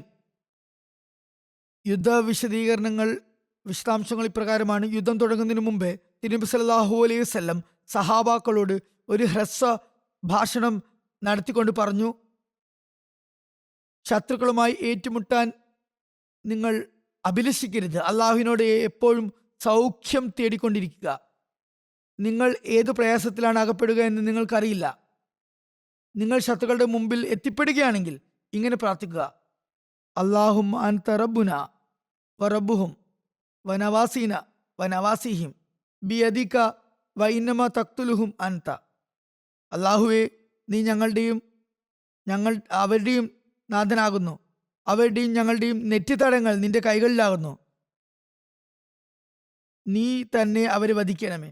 പിന്നെ അതിനുശേഷം യുദ്ധത്തിനുള്ള കൽപ്പന നൽകുകയും സഹാബാക്കളോട് ക്ഷമയെക്കുറിച്ച് ഉത്ബോധിപ്പിക്കുകയും ചെയ്തു. ഏറ്റവും ആദ്യം നായിം എന്ന കോട്ടയാണ് ഉപരോധിച്ചത്. ഇത് അവരുടെ ഒരു ശക്തമായ കോട്ടയായിരുന്നു. തിരുനബി സല്ലല്ലാഹു അലൈഹി വസല്ലം അന്നേ ദിവസം ശക്തമായി യുദ്ധം ചെയ്തു. നതാക്കാർ തിരുനബി സല്ലല്ലാഹു അലൈഹി വസല്ലമയെ ശക്തമായി നേരിടുകയും ചെയ്തു. അന്ന് സഹാബാക്കൾ നല്ലപോലെ പ്രതിരോധിക്കുകയുണ്ടായി. നബി സല്ലല്ലാഹു അലൈഹി വസല്ലം ഇരട്ട പടച്ചട്ടയും അതുപോലെ തലപ്പാവും അണിഞ്ഞിരുന്നു. അതിൻ്റെ പടത്തൊപ്പിയും അണിഞ്ഞിട്ടുണ്ടായിരുന്നു. സരിബ് എന്ന കുതിരയിലായിരുന്നു സഞ്ചരിച്ചിരുന്നത്. സരിബ് നബി സല്ലല്ലാഹു അലൈഹി വസല്ലമയുടെ കുതിരയുടെ പേരാണ്. നബി സല്ലല്ലാഹു അലൈഹി വസല്ലമയുടെ കയ്യിൽ അമ്പും പരിചയം ഉണ്ടായിരുന്നു. ശത്രു തുടർച്ചയായി അമ്പുകൾ എയ്തുകൊണ്ടിരുന്നു. എന്നാൽ മുസ്ലിങ്ങൾ വളരെ കരുതലോടെയാണ് അമ്പുകൾ എത്തിയിരുന്നത്. കാരണം അമ്പുകൾ നന്നേ കുറവായിരുന്നു. ജൂതന്മാരുടെ ഭാഗത്തു നിന്ന് വരുന്ന അമ്പുകളും എടുത്ത് അവർക്ക് നേരെ തന്നെ എയ്യുകയും ചെയ്തിട്ടുണ്ടായിരുന്നു. ഈ യുദ്ധത്തിൽ ഹദരത്ത് മുഹമ്മദ് ബിൻ മസ്ലമ ഷഹീദായതിനെ പറ്റിയും പറയുന്നുണ്ട്. ഹദരത്ത് മുഹമ്മദ് ബിൻ മസ്ലമ കുറച്ച് ക്ഷീണിതനായിരുന്നു. ആയുധങ്ങൾ അദ്ദേഹത്തിൽ ഭാരമായി അനുഭവപ്പെടുന്നുണ്ടായിരുന്നു. വേറൊരു കാര്യം, ചൂട് നല്ലപോലെ അസ്വസ്ഥമാക്കുന്നുണ്ടായിരുന്നു. അങ്ങനെ അദ്ദേഹം കോട്ടയുടെ വാതിലിന്റെ തണലിൽ അല്പനേരം വിശ്രമിച്ചു എന്ന് പറയപ്പെടുന്നു. ഈ ജൂത നേതാവ് മർഹബ് അദ്ദേഹത്തെ കാണുകയും അദ്ദേഹത്തിന് മേലേക്ക് ഒരു ആട്ടുകല്ല് ഇടുകയും ചെയ്തു. കിനാന ബിൻ റബിയാണ് മുകളിൽ നിന്ന് അത് ഇട്ടത് എന്ന് പറയപ്പെടുന്നു. അദ്ദേഹത്തിന്റെ തലയിൽ അത് കൊള്ളുകയും അദ്ദേഹത്തിന്റെ തലയിലുണ്ടായിരുന്ന ചർമ്മം പൊട്ടി മുഖത്തേക്ക് പതിക്കുമാർ അത് തല പിളരുകയും ചെയ്യുകയുണ്ടായി. അദ്ദേഹത്തെ തിരുനബി സല്ലല്ലാഹു അലൈഹി വസല്ലം അടുത്തേക്ക് കൊണ്ടുവന്നു. തിരുനബി സല്ലല്ലാഹു അലൈഹി വസല്ലം അദ്ദേഹത്തിന്റെ ചർമ്മത്തെ പൂർവ്വസ്ഥലത്തേക്ക് തന്നെ വെച്ചു തുണി കൊണ്ട് അതിന്റെ മേൽ കെട്ടുകയും ചെയ്തു. പക്ഷെ പരിക്ക് വളരെ ശക്തമായിരുന്നു. ഹദരത്ത് മുഹമ്മദ് ബിൻ മസ്ലമയുടെ ജീവൻ രക്ഷിക്കാൻ കഴിഞ്ഞില്ല. ഏതാനും ദിവസത്തിനകം അദ്ദേഹം വഫാത്തായി. ഹദരത്ത് മഹ്മൂദിന് പരിക്കേറ്റപ്പോൾ അദ്ദേഹത്തിന്റെ സഹോദരൻ ഹദരത്ത് മുഹമ്മദ് ബിൻ മസ്ലമയെ ആശ്വസിപ്പിച്ചു. ആദ്യം മരിച്ചത് മഹ്മൂദ് ബിൻ മസ്ലമയാണ്. ഇപ്പോൾ മുഹമ്മദ് ബിൻ മസ്ലമയെ ആശ്വസിപ്പിച്ചുകൊണ്ട് തിരുനബി സല്ലല്ലാഹു അലൈഹി വസല്ലം പറഞ്ഞു: നിന്റെ സഹോദരന്റെ ഘാതകൻ എത്രയും പെട്ടെന്ന് അതിനുള്ള പ്രതികാര നടപടി നേരിടുന്നതാണ്, അതിന് മരണമുണ്ടാകുന്നതാണ്. ഈ ആദ്യത്തെ ദിവസം മുസ്ലിങ്ങൾക്ക് ഒരുപാട് നഷ്ടം സഹിക്കേണ്ടി വന്നു. കോട്ടകളിൽ നിന്നുള്ള അമ്പെയ്ത്ത് കൊണ്ട് 50 മുസ്ലിങ്ങൾക്ക് പരിക്ക് പറ്റി. വൈകുന്നേരമായപ്പോൾ തിരുനബി സല്ലല്ലാഹു അലൈഹി വസല്ലം റജിയിലേക്ക് തിരിച്ചു. ജനങ്ങളോടും അവിടേക്ക് പോകാൻ പറഞ്ഞു. ഈ സ്ഥലമാണ് ഹദരത്ത് ഹുബാബിന്റെ അഭിപ്രായത്തിൽ തിരഞ്ഞെടുത്തത്. ഇപ്പോൾ ഇത് മുസ്ലിങ്ങളുടെ കേന്ദ്രമായി തീർന്നിരിക്കുന്നു. പറഞ്ഞു വന്നതുപോലെ ഈ കോട്ട ജൂതന്മാരുടെ ശക്തമായ കോട്ടയായിരുന്നു. ജൂതന്മാരുടെ ധീരനും പ്രശസ്തനുമായ യോദ്ധാവ് ഈ കോട്ടയെ പ്രതിരോധിക്കുന്നതിൽ നേതൃത്വം കൊടുത്തുകൊണ്ടിരുന്നു. അയാളെ സഹായിച്ചിട്ടുണ്ടായിരുന്ന കുതിരസവാരിക്കാരനും ധൈര്യത്തിലും തൻ്റെ ഇടത്തിലും അയാളെക്കാളും ഒട്ടും കുറവായിരുന്നില്ല. അത് അയാളുടെ 2 സഹോദരന്മാരായ യാസിറും ഹാരിസുമായിരുന്നു സഹായികളായിട്ടുണ്ടായിരുന്നത്. തിരുനബി സല്ലല്ലാഹു അലൈഹി വസല്ലം തുടർച്ചയായി 10 ദിവസങ്ങളോളം യുദ്ധം ചെയ്തിരുന്നു എന്ന് ചരിത്രത്തിൽ നിന്ന് മനസ്സിലാക്കാൻ കഴിയുന്നു. തിരുനബി സല്ലല്ലാഹു അലൈഹി വസല്ലം ഹദരത്ത് മുഹമ്മദ് ബിൻ മസ്ലമയെയും കൂട്ടിയാണ് പുറപ്പെട്ടിരുന്നത്. താഴത്തിൽ ഹദരത്ത് ഉസ്മാനെയാണ് മേൽനോട്ടം ഏൽപ്പിച്ചിരുന്നത്. വൈകുന്നേരം ആകുമ്പോൾ തിരുനബി സല്ലല്ലാഹു അലൈഹി വസല്ലം അതേ സ്ഥലത്തേക്ക് തിരിച്ചെത്തിയിരുന്നു. പരിക്കേറ്റ മുസ്ലിങ്ങളെയും അവിടേക്കാണ് എത്തിച്ചിരുന്നത്. അവിടെയാണ് അവരുടെ മുറിവുകൾ കെട്ടിയിരുന്നത്. ഈ യുദ്ധത്തിന്റെ സംഭവങ്ങളിൽ നിന്ന് ഒന്ന് മർഹബുമായുള്ള ദ്വന്ദ്വയുദ്ധവും ആമിർ ബിൻ അക്വയുടെ ഷഹാദത്തുമാണ്. ഇതിന്റെ വിശദീകരണം ഇപ്രകാരമാകുന്നു: ഈ ദിവസങ്ങളിൽ ഈ കോട്ടയുടെ ജൂത സൈന്യാധിപനായ മർഹബ് ധൈര്യത്തിലും തൻ്റെ ഇടത്തിലും പകരക്കാരനില്ലാത്തവനായിരുന്നു. അയാൾ മുസ്ലിങ്ങളെ വെല്ലുവിളിച്ചുകൊണ്ട് ഇരുന്നു. വളരെ അഹങ്കാരപ്രമത്തനായി തൻ്റെ വാൾ ചുഴറ്റിക്കൊണ്ട് ഇങ്ങനെ കവിത ശകലങ്ങളും ചൊല്ലിക്കൊണ്ടിരുന്നു. ഖദ് അലിമത് ഖൈബർ അന്നി മർഹബ് ഷാക്കിസ് സിലാഹി ബത്തലുൻ മുജറബ് ഇദൽ ഹുറൂബ് അക്ബലത് തലഹബ്. ഞാൻ മർഹബാണെന്ന് ഖൈബറിന് അറിയാം. യുദ്ധങ്ങൾ തീതുപ്പി വരുന്ന വേളയിൽ ഞാൻ യുദ്ധസന്നദ്ധനായി നിലകൊള്ളുന്നതാണ്. മർഹബിന് ഈ വെല്ലുവിളി കേട്ടപ്പോൾ ഹദരത്ത് ആമിർ ബിൻ അക്വ സൈന്യത്തിൽ നിന്ന് പുറത്തു മുന്നോട്ട് വന്നു ഇങ്ങനെ ഒരു കവിത ചൊല്ലുകണ്ടേ: ഖദ് അലിമത് ഖൈബർ അന്നി ആമിർ ഷാക്കിസ് സിലാഹി ബത്തലുൻ മുഗാമിർ. ഞാൻ ആമിറാണെന്ന് ഖൈബറിന്റെ ഓരോ മുക്കും മൂലയും അറിയുന്നു. യുദ്ധത്തിന്റെ അപകട സ്ഥലങ്ങളിൽ യാതൊരു ഭയവും കൂടാതെ യുദ്ധഗീതം ആലപിക്കുന്നവനാണ്. അതിനുശേഷം അവർ രണ്ടുപേരും പരസ്പരം ആഞ്ഞു വെട്ടാൻ തുടങ്ങി. മർഹബ് വാളുകൊണ്ട് വെട്ടി അതിനെ ആമിർ തന്റെ പരിച കൊണ്ട് തടുത്തു. വേഗം കുനിഞ്ഞ് താഴെ കൂടി അയാളെ ആക്രമിക്കുകയും ചെയ്തു. പക്ഷെ അദ്ദേഹത്തിന്റെ വാൾ കൈവിട്ടു പോവുകയും അത് ശത്രുവിനെ കൊള്ളുന്നതിന് പകരം ആമിറിന് തന്നെ വാൾ കൊണ്ടുള്ള ആഘാതം തിരിച്ചേൽക്കുകയും അദ്ദേഹത്തിന് വളരെ ആഴത്തിൽ പരിക്കേൽക്കുകയും അങ്ങനെ അദ്ദേഹം ഷഹീദാവുകയും ചെയ്തു. ഇത് ഈ യുദ്ധത്തിലെ രണ്ടാമത്തെ ഷഹീദായിരുന്നു. രണ്ടുപേരെയും ഒരേ ഖബറിൽ, അതായത് റജി എന്ന സ്ഥലത്ത് മറമാടുകയുണ്ടായി. ആദ്യം മഹ്മൂദ് മരിച്ചു, ഇപ്പോൾ രണ്ടാമത് ഇദ്ദേഹം ഷഹീദായി. ഹജരത് സലമ ബിൻ അക്വ വിവരിക്കുന്നു, എൻ്റെ പിതൃവ്യൻ ആമിർ ബിൻ അക്വ തൻ്റെ കൈകൊണ്ട് തന്നെ ഷഹീദായപ്പോൾ, സ്വയം കരങ്ങളാൽ ഷഹീദായപ്പോൾ ചില സഹാബാക്കൾ പറഞ്ഞു, ആമിറിന്റെ കർമ്മങ്ങളെല്ലാം നഷ്ടമായിരിക്കുന്നു. അപ്പോൾ ഞാൻ കരഞ്ഞുകൊണ്ട് നബി സല്ലല്ലാഹു അലൈഹി വസല്ലമയുടെ അടുക്കൽ എത്തി പറഞ്ഞു, യാ റസൂലല്ലാഹ്, ആമിറിന്റെ കർമ്മങ്ങളെല്ലാം വൃഥാവിലായിരിക്കുന്നു. നബി സല്ലല്ലാഹു അലൈഹി വസല്ലം പറഞ്ഞു, അങ്ങനെ ആരാണ് പറഞ്ഞത്? ഞാൻ പറഞ്ഞു, അങ്ങയുടെ ചില സഹാബാക്കൾ അങ്ങനെ പറയുന്നുണ്ട്. നബി സല്ലല്ലാഹു അലൈഹി വസല്ലം പറഞ്ഞു, കസബ മൻ ഖാല ഇന്ന ലഹു അജ്റൈൻ ലഅജ്റൈൻ വജമ ബൈന ഇസ്ബഅ ഇന്നഹു ലജാഹിദുൻ മുജാഹിദുൻ കല്ല അറബിയുൻ മഷാബിഹ മിസ്ലുഹു. അങ്ങനെ ആര് പറഞ്ഞാലും തെറ്റാണ് പറഞ്ഞിരിക്കുന്നത്. അദ്ദേഹത്തിന് രണ്ട് പ്രതിഫലങ്ങളും ഉണ്ട്. തൻ്റെ രണ്ട് വിരലുകൾ ഉയർത്തിപ്പിടിച്ചുകൊണ്ട് കാണിച്ചുകൊണ്ട് പറഞ്ഞു, ഇരട്ടി പ്രതിഫലം അദ്ദേഹത്തിന് കണക്കാക്കപ്പെടുന്നതാണ്. തുടർന്ന് പറഞ്ഞു, അദ്ദേഹം വളരെ വലിയ ജിഹാദ് ചെയ്യുന്നവനാകുന്നു. അങ്ങനെ വളരെ കുറഞ്ഞ പേർ മാത്രമേ അറേബ്യൻ മണ്ണിൽ കാണാനാകുകയുള്ളൂ. മറ്റൊരു നിവേദനത്തിൽ പറയുന്നു, വളരെ കുറഞ്ഞ ആളുകൾ മാത്രമേ അറേബ്യൻ മണ്ണിൽ ജനിച്ചിട്ടുള്ളൂ എന്നും വന്നിരിക്കുന്നു. അതായത് ആമിറിനെ പോലെ ആരും തന്നെ ജനിച്ചിട്ടില്ല. നബി സല്ലല്ലാഹു അലൈഹി വസല്ലം തിരുമേനി പറഞ്ഞു, അദ്ദേഹം രണ്ട് പ്രതിഫലം ഇരട്ട പ്രതിഫലം കരസ്ഥമാക്കിയിരിക്കുന്നു. അദ്ദേഹത്തിന് പ്രതിഫലം ഒന്നും ഇല്ല എന്ന് പറയുന്നവർ തെറ്റാണ് പറയുന്നത്. നബി സല്ലല്ലാഹു അലൈഹി വസല്ലം റജി എന്ന സ്ഥലത്ത് താമസിച്ചിരുന്നു. അവിടെ നിന്ന് നായിം കോട്ട പിടിച്ചെടുക്കുന്നതിന് വേണ്ടി തുടർച്ചയായി 10 ദിവസം സഹാബാക്കളെ അയച്ചുകൊണ്ടിരുന്നു. അടിക്കടി പരാജയപ്പെടുന്നതും സഹാബാക്കൾക്ക് പരിക്കേൽക്കുന്നതും രണ്ട് സഹാബാക്കൾ ഷഹീദാകുകയും ചെയ്തത് ജൂതന്മാരുടെ മനോധൈര്യം വർദ്ധിപ്പിച്ചു. അവസാനം ഒരു രാത്രി നബി സല്ലല്ലാഹു അലൈഹി വസല്ലം പറഞ്ഞു, അള്ളാഹു ആരുടെ കൈകളിലാണ് ഇവിടെ വിജയം വരിക്കേണ്ടത്, അദ്ദേഹത്തിന് നാളെ ഞാൻ പതാക കൈമാറുന്നതാണ്, യുദ്ധക്കൊടി കൈമാറുന്നതാണ്. ആ വ്യക്തി അള്ളാഹുവിനെയും അവന്റെ റസൂലിനെയും സ്നേഹിക്കുന്ന ആളായിരിക്കും. ബുഖാരിയിലുള്ള നിവേദനത്തിൽ പറയുന്നു, ഹജരത് ബുരൈദ വിവരിക്കുന്നു, ഞങ്ങൾ രാത്രി വളരെ സന്തോഷത്തോടെ കഴിച്ചുകൂടി, നാളെ വിജയം വരിക്കുന്നതാണ്. പതാക ആരെയാണ് ഏൽപ്പിക്കുക എന്നതിനെ സംബന്ധിച്ച് ചിന്തിച്ച ആളുകളെല്ലാം രാത്രി കഴിച്ചുകൂട്ടി ആകാംക്ഷയിലായിരുന്നു. അങ്ങനെ പ്രഭാതമായപ്പോൾ എല്ലാവരും നബി സല്ലല്ലാഹു അലൈഹി വസല്ലമയുടെ അടുക്കലെത്തി. ഓരോ വ്യക്തിയും പ്രസ്തുത പതാക തനിക്ക് കിട്ടണം എന്ന ആഗ്രഹവും പ്രതീക്ഷയുമുള്ളവരായിരുന്നു. ഹജരത് ഉമർ പറയുന്നു, ഞാൻ ആ ദിവസത്തിന് മുമ്പേ ഒരിക്കലും നേതൃത്വം ആഗ്രഹിച്ചിട്ടുണ്ടായിരുന്നില്ല. ഹജരത് ബുരൈദ പറയുന്നു, ഞങ്ങൾക്ക് ആർക്കും തന്നെ നബി സല്ലല്ലാഹു അലൈഹി വസല്ലമയുടെ സ്ഥാനമാനങ്ങൾ ചോദിക്കണമെന്ന ആഗ്രഹം പോലുമില്ലായിരുന്നു. പക്ഷെ ഇന്ന് ഈ പതാക തനിക്ക് കിട്ടണമെന്ന് ഓരോരോ വ്യക്തിയും ആഗ്രഹിച്ചിരുന്നു. പറയുന്നു, ഞാൻ എൻ്റെ കുതികാലുകൾ ഉയർന്നു നിന്നു, തല ഉയർത്തിപ്പിടിച്ചു, എനിക്ക് കൊടി കിട്ടണമെന്ന് ആഗ്രഹിച്ചു. ഹജരത് സലമിയും ഹജരത് ജാബിറും പറയുന്നു, ഹജരത് അലി നബി സല്ലല്ലാഹു അലൈഹി വസല്ലമയുടെ പിന്നിലായിട്ടുണ്ടായിരുന്നു. ഖൈബർ യാത്ര വേളയിൽ രോഗിയായ കാരണം പങ്കെടുത്തിരുന്നില്ല. കാരണം നബി സല്ലല്ലാഹു അലൈഹി വസല്ലമയുടെ കൂടെ വരാൻ കഴിഞ്ഞിരുന്നില്ല. പക്ഷെ അദ്ദേഹം പിന്നീട് വളരെ അസ്വസ്ഥനായി പുറപ്പെട്ടു. അദ്ദേഹത്തിന്റെ കണ്ണുകളിൽ ശക്തമായ വേദനയുണ്ടായിരുന്നു, ഒന്നും കാണാൻ കഴിയുന്നുണ്ടായിരുന്നില്ല. നബി സല്ലല്ലാഹു അലൈഹി വസല്ലം ഖൈബറിലേക്ക് പുറപ്പെട്ടപ്പോൾ തനിക്ക് എങ്ങനെയാണ് നബി സല്ലല്ലാഹു അലൈഹി വസല്ലമയിൽ നിന്ന് പിന്നിലായി പോകാൻ കഴിയുകയെന്ന് ഹജരത് അലി ചിന്തിച്ചു. ഹജരത് അലി പിന്നിൽ പുറപ്പെടുകയും അങ്ങനെ നബി സല്ലല്ലാഹു അലൈഹി വസല്ലമയുടെ അടുത്തെത്തുകയും ചെയ്തു. ഹജരത് ബുരൈദ വിവരിക്കുന്നു, നബി സല്ലല്ലാഹു അലൈഹി വസല്ലം സുബഹി സമയത്ത് നമസ്കരിപ്പിക്കുകയും പിന്നെ കൊടി വരുത്തുകയും ചെയ്തു. ജനങ്ങൾക്ക് ഉപദേശങ്ങൾ നൽകി എഴുന്നേറ്റ് നിന്ന് അഭിസംബോധന ചെയ്തു. എന്നിട്ട് പറഞ്ഞു, അലി എവിടെ?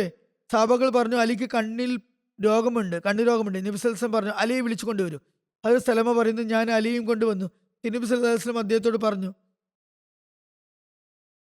ഇദ്ദേഹത്തിന് എന്താണ് പറ്റിയത്? ഹജരത് അലി പറഞ്ഞു, എനിക്ക് കണ്ണുകളിൽ നല്ല വേദനയുണ്ട്, എനിക്ക് മുന്നിലുള്ള ഒരു വസ്തു എനിക്ക് നന്നായി കാണാൻ സാധിക്കുന്നില്ല. നബി സല്ലല്ലാഹു അലൈഹി വസല്ലം പറഞ്ഞു, എൻ്റെ അടുത്തേക്ക് വരിക. ഹജരത് അലി വിവരിക്കുന്നു, നബി സല്ലല്ലാഹു അലൈഹി വസല്ലം എൻ്റെ ശിരസ് തൻ്റെ മടിയിൽ വെച്ചു, പിന്നെ തൻ്റെ കയ്യിൽ ഉമനീര് എടുത്തുകൊണ്ട് എൻ്റെ കണ്ണുകളിൽ പുരട്ടുകയും ചെയ്തു. കണ്ണ് വേദന മുമ്പ് ഉണ്ടായിട്ടേ ഇല്ല എന്ന വിധത്തിൽ അലിക്ക് രോഗശമനം ഉണ്ടായി റളിയല്ലാഹു അൻഹു. പിന്നെ വഫാത്ത് വരെയും കണ്ണുകളിൽ ഒരു പ്രയാസമുണ്ടായില്ല. തിരുനബി സല്ലല്ലാഹു അലൈഹി വസല്ലം അദ്ദേഹത്തിന് വേണ്ടി ദുആ ചെയ്യുകയും കൊടി അദ്ദേഹത്തിന് കൈമാറുകയും ചെയ്തു. ഹജരത്ത് മുസ്ലിം മൗദും ഈ സംഭവം വിവരിച്ചിട്ടുണ്ട്. പറയുന്നു, ഖൈബർ ദിവസം ഹജരത്ത് അലിക്കാണ് അവസരം കിട്ടിയത്. തിരുനബി സല്ലല്ലാഹു അലൈഹി വസല്ലം പറഞ്ഞു, അള്ളാഹുവിനെ സ്നേഹിക്കുകയും അള്ളാഹു ആരെയാണ് സ്നേഹിക്കുകയും ചെയ്യുന്നത് ആ വ്യക്തിക്ക് ഞാൻ ഇന്ന് അവസരം കൊടുക്കുന്നതാണ്. അള്ളാഹു മേന്മ നൽകിയ ആ വ്യക്തിക്ക് ഞാൻ വാൾ നൽകുന്നതാണ്. ഹജരത്ത് ഉമർ പറയുന്നു, ഞാൻ ആ സദസ്സിൽ ഉണ്ടായിരുന്നു. എൻ്റെ തല ഞാൻ നീട്ടിപ്പിടിച്ചു. തിരുനബി സല്ലല്ലാഹു അലൈഹി വസല്ലം അങ്ങനെയെങ്കിലും എന്നെ കണ്ട് എനിക്കത് തരട്ടെ എന്ന് ഞാൻ ആശിച്ചു പോയി. പക്ഷേ തിരുനബി സല്ലല്ലാഹു അലൈഹി വസല്ലം എന്നെ കണ്ടെങ്കിലും നിശബ്ദനായിരുന്നു. ഞാൻ വീണ്ടും തല ഉയർത്തി പിടിച്ചു. വീണ്ടും തിരുനബി സല്ലല്ലാഹു അലൈഹി വസല്ലം എന്നെ കാണുകയും നിശബ്ദനായിരിക്കുകയും ചെയ്തു. വീണ്ടും തിരുനബി സല്ലല്ലാഹു അലൈഹി വസല്ലം കാണുകയും ചെയ്തു. അങ്ങനെ അലി വന്നു. അദ്ദേഹത്തിന്റെ കണ്ണിന് നല്ല ദീനമുണ്ടായിരുന്നു. നബി സല്ലല്ലാഹു അലൈഹി വസല്ലം പറഞ്ഞു, അലി മുന്നോട്ട് വരിക. അങ്ങനെ അദ്ദേഹം തിരുനബി സല്ലല്ലാഹു അലൈഹി വസല്ലമയുടെ ചാരത്തെത്തി. തിരുനബി സല്ലല്ലാഹു അലൈഹി വസല്ലം തന്റെ ഉമനീർ അദ്ദേഹത്തിന്റെ കണ്ണുകളിൽ പുരട്ടി. എന്നിട്ട് പറഞ്ഞു, അള്ളാഹു താങ്കളുടെ കണ്ണുകൾക്ക് രോഗശമനം നൽകട്ടെ. ഈ വാൾ പിടിക്കുക, ഇത് അള്ളാഹു നിങ്ങളെ ഏൽപ്പിക്കുന്നതാണ്. മറ്റൊരു സ്ഥലത്ത് ഹജരത്ത് മുസ്ലിം മൗദ് റളിയല്ലാഹു അൻഹു പറയുന്നു, ഒരു ദിവസം തിരുനബി സല്ലല്ലാഹു അലൈഹി വസല്ലമയോട് അള്ളാഹു പറഞ്ഞു, ഈ പട്ടണത്തിന്റെ വിജയം അലിയുടെ കൈകളാൽ വിധിക്കപ്പെട്ടിരിക്കുന്നു. രാവിലെ ആയപ്പോൾ പ്രഭാതം പൊട്ടി വിടർന്നപ്പോൾ തിരുനബി സല്ലല്ലാഹു അലൈഹി വസല്ലം വിളംബരപ്പെടുത്തി, ഇന്ന് ഞാൻ ഇസ്ലാമിന്റെ ശ്യാമള പതാക, കറുത്ത നിറമുള്ള പതാക അള്ളാഹുവും അവന്റെ റസൂലും അതുപോലെ മുസ്ലിങ്ങളും സ്നേഹിക്കുന്ന വ്യക്തിയുടെ കൈകളിൽ നൽകുന്നതാണ്. അള്ളാഹു ഈ കോട്ടയുടെ വിജയം അദ്ദേഹത്തിന്റെ കരങ്ങളിലാണ് വിധിച്ചിട്ടുള്ളത്. അതിനുശേഷം രണ്ടാമത്തെ ദിവസം രാവിലെ തിരുനബി സല്ലല്ലാഹു അലൈഹി വസല്ലം ഹജരത്ത് അലിയെ വിളിപ്പിച്ചു. പതാക അദ്ദേഹത്തിന് കൈമാറി. അദ്ദേഹം സഹാബാക്കളുടെ സൈന്യവുമായി പോയി കോട്ടകൾക്ക് മുന്നിൽ ആക്രമണം നടത്തി. ജൂതന്മാർ കോട്ടയ്ക്കുള്ളിലായിരുന്നുവെങ്കിലും അള്ളാഹു ഹജരത്ത് അലിക്കും മറ്റ് സഹാബാക്കൾക്കും ആ ദിവസം വളരെയധികം ശക്തി പ്രദാനം ചെയ്യുകയും വൈകുന്നേരം ആകുന്നതിനു മുമ്പേ വിജയം നൽകുകയും ചെയ്തു. ഹജരത്ത് അലി കൊടി പിടിച്ച് ഓടി കോട്ടയുടെ താഴെ എത്തുകയും പതാക കല്ലുകൾക്കിടയിൽ സ്ഥാപിക്കുകയുമുണ്ടായി. ശത്രുക്കൾ വധിക്കപ്പെട്ടതിനെ സംബന്ധിച്ചും പരാമർശമുണ്ട്. ഹജരത്ത് ജാബിർ വിവരിക്കുന്നു, ഖൈബറിന്റെ കോട്ടകളിൽ നിന്ന് ഏറ്റവും ആദ്യം മർഹബിന്റെ സഹോദരൻ ഹാരിസ് ദ്വന്ദ്വയുദ്ധത്തിന് വേണ്ടി പുറപ്പെട്ടു. ഹജരത്ത് അലി അയാളെ വധിച്ചപ്പോൾ ഹാരിസിന്റെ കൂട്ടുകാർ കോട്ടയിലേക്ക് മടങ്ങി. പിന്നെ ജൂത ജനറൽ ആമിറിന്റെ വധത്തെക്കുറിച്ചുള്ള വിവരണമാണ്. ആമിറും ദ്വന്ദ്വയുദ്ധത്തിന് വേണ്ടി പുറപ്പെട്ടു. അയാൾ ഭാരിച്ച ശരീരമുള്ള വ്യക്തിയായിരുന്നു. ഹജരത്ത് അലി അയാളെ നേരിടാൻ പുറപ്പെട്ടു. അയാൾക്ക് ഒരുപാട് ആഘാതവും പരിക്കും ഏൽപ്പിച്ചു. പക്ഷെ ഒരടിയും അയാൾക്ക് കൊണ്ടില്ല. പിന്നെ അലി അയാളുടെ കണങ്കാലിൽ വെട്ടിയപ്പോൾ അയാൾ ഇരുന്നു പോയി. അയാളെ അദ്ദേഹം വധിക്കുകയും അയാളുടെ ആയുധങ്ങൾ പിടിച്ചെടുക്കുകയും ചെയ്തു. ഇനി ജൂതൻ ജനറലായ ഉസൈറിന്റെ വധമാണ്. മറ്റൊരു ജൂതനായ ജനറലായ ഉസൈർ ദ്വന്ദ്വയുദ്ധത്തിന് വേണ്ടി വെല്ലുവിളിച്ചുകൊണ്ട് പുറത്തേക്ക് വന്നു. അപ്പോൾ ഹജരത്ത് മുഹമ്മദ് ബിൻ മസ്ലമ അയാളെ നേരിടാൻ പുറപ്പെട്ടു. അയാളെ വധിക്കുകയും ചെയ്തു. മർഹബിന്റെ സഹോദരൻ യാസിർ വധിക്കപ്പെട്ടതിനെ കുറിച്ച് ഇബ്നു ഇസാഖ് പറയുന്നു. പിന്നെ മർഹബിന്റെ സഹോദരൻ യാസിറാണ്.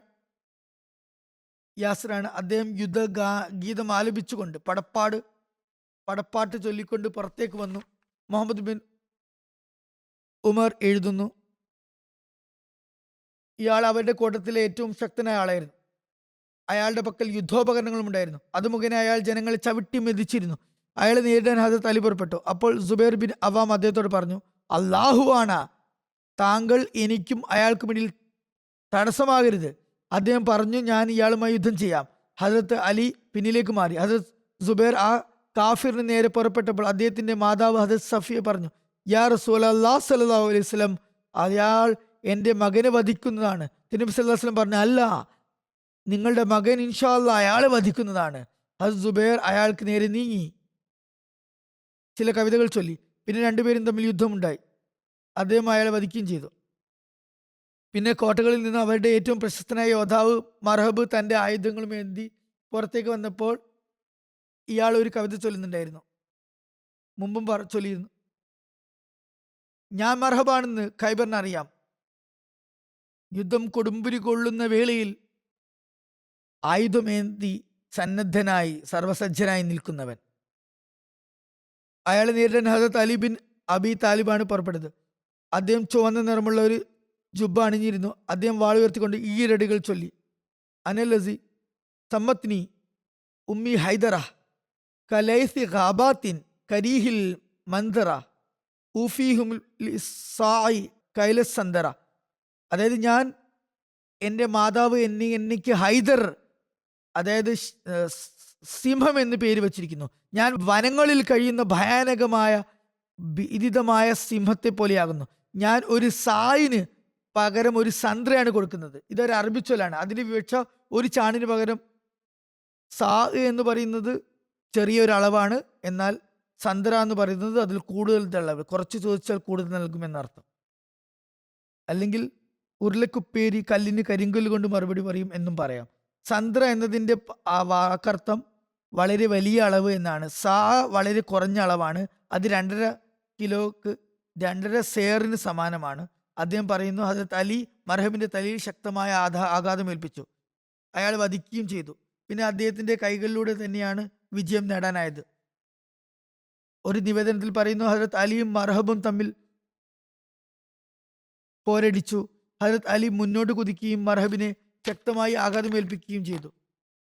അയാളുടെ പടത്തൊപ്പി തല പൊട്ടിച്ചുകൊണ്ട് പല്ലുകൾ വരെയും എത്തി. പിന്നെ ആളുകൾ ഹദരത്ത് അലിയോടൊപ്പം പുറപ്പെടുകയും അവസാനം കോട്ട അവർ കീഴടക്കുകയും ചെയ്തു.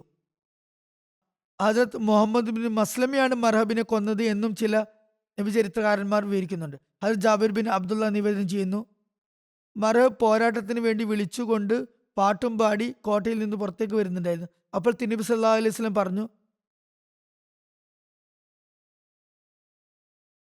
യുദ്ധഗീതം ആലപിച്ചു വരികയായിരുന്നു. അപ്പോൾ തിരുനബി സല്ലല്ലാഹു അലൈഹി വസല്ലം പറഞ്ഞു, ആരാണ് ഇയാളെ നേരിടാൻ സന്നദ്ധനായിട്ടുള്ളത്? ഹദരത്ത് മുഹമ്മദ് ബിൻ മസ്ലമ പറഞ്ഞു, യാ റസൂൽ അല്ലാഹ് സല്ലല്ലാഹു അലൈഹി വസല്ലം, ഞാൻ അയാളെ നേരിടാം. അള്ളാഹു ആണ്, ഇയാളാണ് ഇന്നലെ എൻ്റെ സഹോദരനെ വധിച്ചത്. നബി സല്ലല്ലാഹു അലൈഹി വസല്ലം തിരുമേനി പറഞ്ഞു, അയാൾ നേരിടാൻ പുറപ്പെട്ടു. എന്നിട്ട് പറഞ്ഞു, അള്ളാഹുവെ ഇദ്ദേഹത്തെ സഹായിക്കണമേ. നിവേദനത്തിൽ പറയുന്നു, രണ്ടുപേരും തമ്മിൽ യുദ്ധം നടന്നു. അവർ പരസ്പരം വളരെ അടുത്തെത്തി. അവർക്ക് രണ്ടുപേർക്കും ഇടയിൽ ഒരു പഴയ വൃക്ഷം തടസ്സമായി നിൽക്കുന്നുണ്ടായിരുന്നു. അവർ രണ്ടുപേരും പരസ്പരം മരത്തിന്റെ മറവിൽ അഭയം തേടുമ്പോൾ മറ്റേയാൾ ആ ഭാഗത്ത് നിന്ന് ആ മരത്തെ അല്പം വെട്ടിമാറ്റിയിരുന്നു. അങ്ങനെ അവർ രണ്ടുപേരും നേർക്കുനേരെ എത്തുകയുണ്ടായി. മർഹബ് മുഹമ്മദ് ബിൻ മസ്ലമയെ ശക്തമായി ആക്രമിച്ചെങ്കിലും അദ്ദേഹം പരിച കൊണ്ടത് തടഞ്ഞ് രക്ഷപ്പെട്ടു. മർഹബിന്റെ വാൾ പരിചയിൽ കുരുങ്ങി. പരിച പൊട്ടിച്ചു മാറ്റി അയാളെ വാൾ കൊണ്ട് വെട്ടുകയും അയാളെ കൊലപ്പെടുത്തുകയും ചെയ്തു. ഒരു നിവേദനത്തിൽ മുഹമ്മദ് ബിൻ മസ്ലമ പരിക്കേൽപ്പിച്ചു എന്നും അയാളുടെ കാലുകൾ വെട്ടിമാറ്റിയെന്നും അങ്ങനെ അയാൾ വീണുപോയെന്നും പറയുന്നു. പിന്നെ ഹദരത്ത് അലി അയാളുടെ അടുത്തുകൂടെ വന്നപ്പോൾ അയാളെ കൊന്നു എന്നാണ് പറയപ്പെടുന്നത്. ബുഖാരിയുടെ വ്യാഖ്യാതാവായ ഹാഫിസ് ഇബിൻ ഹജർ എഴുതുന്നു, ഇബിൻ ഇസ്ഹാഖ്, മുസ ബിൻ ഉഖ്ബ, വാഖദി തുടങ്ങിയ മറ്റ് പല നബിചരിത്രകാരന്മാരും മുഹമ്മദ് ബിൻ മസ്ലമയാണ് മർഹബിനെ കൊന്നത് എന്ന് എഴുതുന്നു. എന്നാൽ മുഹമ്മദ് ബിൻ മസ്ലമ മർഹബിന്റെ സഹോദരൻ ഹാരിസിനെ കൊന്നിട്ടുണ്ടായിരുന്നു എന്നും പറയുന്നു. പക്ഷെ ചില നിവേദകർക്ക് ഇതിൽ സംശയങ്ങളുണ്ട്.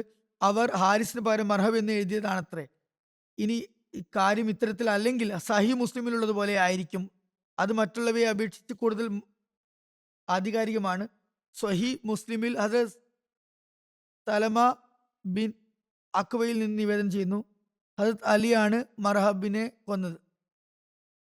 മുസ്ലിമിന്റെ നിവേദനം 2 കാരണങ്ങൾ കൊണ്ട് മുന്തിക്കാവുന്നതാണ്. ഒന്ന്, അത് പ്രാമാണികമായി നോക്കുകയാണെങ്കിൽ ശരിയാണ്.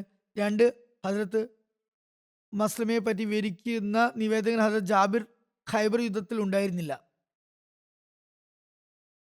മറ്റൊരു കാര്യം കൂടി ഇവിടെ വ്യക്തമാക്കാൻ ആഗ്രഹിക്കുകയാണ്. മർഹബിനോടും അയാളുടെ കൂട്ടുകാരായ മറ്റു ജൂതന്മാരോടും ഉണ്ടായ യുദ്ധവും വധവും സംബന്ധിച്ച സംഭവങ്ങളുടെ ചരിത്രത്തിൽ നബിചരിത്ര ഗ്രന്ഥങ്ങളിലും അത് ഏത് കോട്ടയിൽ വെച്ചായിരുന്നു എന്ന കാര്യത്തിൽ അഭിപ്രായ ഭിന്നത നിലനിൽക്കുന്നുണ്ട്. ബുഖാരി മുസ്ലിമും അടക്കമുള്ള സിഹാസിത്തയിലും മറ്റും ഒരു കോട്ടയുടെ പേരും പറയുന്നില്ല. ഇങ്ങനെ ചില നബിചരിത്രങ്ങളിൽ ഈ സംഭവങ്ങൾ വിവരിക്കപ്പെടുന്നു, എന്നാൽ ഏതെങ്കിലും കോട്ടയെ നിജപ്പെടുത്തുന്നില്ല. സീറത്ത് ഇബ്നു ഹിഷാം, തബക്കാത്ത് ഇബ്നു സാദ്, ഷറ സർക്കാനി എന്നീ ചില ഗ്രന്ഥങ്ങളിൽ കമൂസ് കോട്ടയെ സംബന്ധിച്ചുള്ള സംഭവങ്ങൾ വന്നിട്ടുണ്ട്. ചിലർ നായിം കോട്ടയെ സംബന്ധിച്ചുള്ള വിവരണത്തിലും ഇത് വിവരിച്ചിട്ടുണ്ട്. ഏതായാലും 9 ദിവസം വരെ തിരുനബി സല്ലല്ലാഹു അലൈഹി വസല്ലം മുസ്ലിങ്ങളോടൊപ്പം ഈ കോട്ടയെ വളഞ്ഞുപരോധിച്ച് ആക്രമിച്ചു കൊണ്ടിരുന്നു. അങ്ങനെ 10-ാം ദിവസം അള്ളാഹു മുസ്ലിങ്ങൾക്ക് ഈ കോട്ടയ്ക്ക് മേൽ വിജയം നൽകി. മുസ്ലിങ്ങൾ യഹൂദികളുടെ ഉറച്ച നായിം കോട്ടയ്ക്ക് മേൽ ആധിപത്യം നേടിയ വിവരണത്തിൽ ഒരു ചരിത്രകാരനും വിജയസമയത്ത് മുസ്ലിങ്ങൾ എത്ര സമരാർജിത സ്വത്തുക്കൾ, യുദ്ധമുതലുകൾ, എത്ര വീതം ആയുധങ്ങൾ കൈവശപ്പെടുത്തി എന്നൊന്നും പറയുന്നില്ല. ഒരുപക്ഷെ മുസ്ലിങ്ങളിൽ ആർക്കും പരാമർശയോഗ്യമായ ഒന്നും കിട്ടിയിട്ടുണ്ടാവില്ല. കാരണം ജൂതന്മാർ യുദ്ധ സാഹചര്യത്തെ മുൻനിർത്തിക്കൊണ്ട് സ്ത്രീകളെയും കുട്ടികളെയും നേരത്തെ തന്നെ മറ്റൊരു കോട്ടയിലേക്ക് മാറ്റി പാർപ്പിച്ചിരുന്നു. ഈ ജൂതന്മാർ പരാജയപ്പെടുകയും നായിൻ കോട്ടയിൽ മുസ്ലിങ്ങളുടെ ആക്രമണം തടയുന്നതിൽ നിസ്സഹായരാവുകയും ചെയ്തപ്പോൾ അവർ സ്വയം എളുപ്പത്തിൽ സാധുവിന് മുഹാദിന്റെ കോട്ടയിലേക്ക് മാറുകയുമുണ്ടായി. അതുകൊണ്ടാണ് ഗനീമത്ത് മുതലിനെ കുറിച്ചുള്ള പരാമർശമില്ലാത്തത്. നായിം കോട്ടയുടെ യുദ്ധത്തിൽ ഒരു ജൂതന്മാരും മുസ്ലിങ്ങളുടെ കൈകളാൽ ബന്ദിയാക്കപ്പെട്ടിട്ടില്ല. ഇതിന്റെ കുറെ കൂടി വിശദീകരണങ്ങൾ വിവരിക്കാനുണ്ട്. ഇൻഷാല്ല മറ്റു കോട്ടകളെ സംബന്ധിച്ച വിവരങ്ങൾ പിന്നീട് വിവരിക്കുന്നതാണ്. ഞാൻ ലോകത്തിന്റെ അവസ്ഥയെക്കുറിച്ചും മുസ്ലിങ്ങളുടെ അവസ്ഥയെക്കുറിച്ചും ദുആക്ക് വേണ്ടി പറഞ്ഞുകൊണ്ടിരിക്കുന്നു. അതുപോലെ പലസ്തീനുകാർക്ക് വേണ്ടി പ്രത്യേകമായും പ്രത്യേകമായ നിലയിൽ മുസ്ലിം ലോകത്തിന് വേണ്ടി പൊതുവായ നിലയിലും വളരെയേറെ ദുആ ചെയ്യണം. അവരുടെ അവസ്ഥകൾ പ്രത്യക്ഷത്തിൽ സന്തോഷപ്രദമാണെന്ന് കാണുന്നു. യുദ്ധം നിർത്തലാക്കപ്പെടുകയാണ് എങ്കിൽ അത് നല്ലത് തന്നെ. എന്നാൽ അവസ്ഥ വളരെ മോശമായിക്കൊണ്ടിരിക്കുന്നു. പുതിയ അമേരിക്കൻ പ്രസിഡന്റിന്റെ പോളിസിയും പദ്ധതികളും അക്രമത്തിന്റെ മറ്റൊരു പരിധി ലംഘിച്ചിരിക്കുകയാണ്. നേരത്തെ അമേരിക്കക്കാർ തങ്ങളുടെ രാജ്യത്തിന് ഒരു പ്രയാസവുമില്ല എന്നും തങ്ങൾ മറ്റ് പുറം ലോകത്ത് അമേരിക്കക്കാർ ആദ്യം പറഞ്ഞിരുന്നത് ഈ വ്യക്തി അമേരിക്കൻ പ്രസിഡന്റ്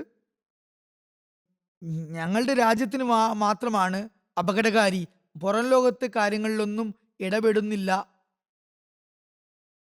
കൈകടത്തുന്നില്ല എന്നാണ്. എന്നാൽ ഇത്തവണ ഇയാൾ മുഴു ലോകത്തിനും ഭീഷണിയായി മാറിയിരിക്കുകയാണ്.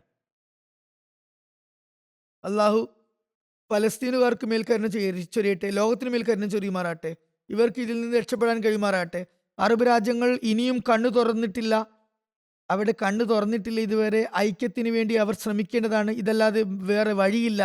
അല്ലെങ്കിൽ പലസ്തീൻ മാത്രമല്ല മറ്റ് അറേബ്യൻ രാജ്യങ്ങളും വളരെയധികം പ്രയാസങ്ങൾ അഭിമുഖീകരിക്കേണ്ടതായി വരും. ഇപ്പോൾ ചില മുസ്ലിങ്ങളുടെ ഭാഗത്തു നിന്നും ഫലസ്തീനുകാരുടെ അവകാശങ്ങൾക്ക് വേണ്ടിയും അവർക്ക് മേലുണ്ടാകുന്ന ദ്രോഹങ്ങൾക്കെതിരെയും ശബ്ദം ഉയർന്നുകൊണ്ടിരിക്കുന്നുണ്ട്. പക്ഷെ പ്രത്യക്ഷത്തിൽ ഈ ശക്തി രാഷ്ട്രങ്ങൾ തങ്ങളുടെ ശക്തിയുടെ ലഹരിയിൽ ഉന്മത്തരാണ്. അവരാരും പറയുന്നത് കേൾക്കാൻ തയ്യാറല്ല. അതുകൊണ്ട് മുസ്ലിങ്ങൾ കൂടുതലായി ശ്രദ്ധിക്കേണ്ടിയിരിക്കുന്നു. നമ്മൾ അവർക്ക് വേണ്ടി ഒരുപാട് ദുആ ചെയ്യേണ്ടത് ഉണ്ട്. നമ്മുടെ കയ്യിൽ മറ്റ് ആയുധം ഒന്നുമില്ല, ഈ ദുആ മാത്രമാണ് ആയുധം. ശക്തി വേറെ ഒരു ശക്തിയില്ല. അതുപോലെ പാകിസ്ഥാനിലെ അഹമ്മദികൾക്ക് വേണ്ടിയും ദുആ ചെയ്യുക. അവരുടെ അവസ്ഥകളും ശത്രുതയുടെ കാര്യത്തിൽ, വിരോധത്തിന്റെ കാര്യത്തിൽ ചില ദിവസം വളരെ കൂടുതൽ ആയി കാണപ്പെടുന്നു. ബംഗ്ലാദേശിലെ അഹമ്മദികൾക്ക് വേണ്ടി ദുആ ചെയ്യുക. അവിടെയും അള്ളാഹു അവരെ എല്ലാ ശത്രുതയിൽ നിന്നും ആക്രമണങ്ങളിൽ നിന്നും രക്ഷിക്കുമാറാകട്ടെ. മറ്റ് സ്ഥലങ്ങളിലെ പീഡിതരായ മർദ്ദിതരായ ആളുകൾക്ക് വേണ്ടിയും മർദ്ദിതരായ അഹമ്മദികൾക്ക് വേണ്ടിയും ദുആ ചെയ്യുക. അള്ളാഹു എല്ലാവരെയും തൻ്റെ സംരക്ഷണത്തിന് കീഴിൽ സംരക്ഷണ തണലിലാക്കുമാറാകട്ടെ. സമാധാനമുണ്ടാക്കാൻ അള്ളാഹു ലോകത്തിന് വിവേകം നൽകുകയും ചെയ്യട്ടെ. നമുക്ക് അള്ളാഹു ഇപ്രകാരം ദുആ ചെയ്യാനുള്ള തൗഫീഖ് നൽകുമാറാകട്ടെ.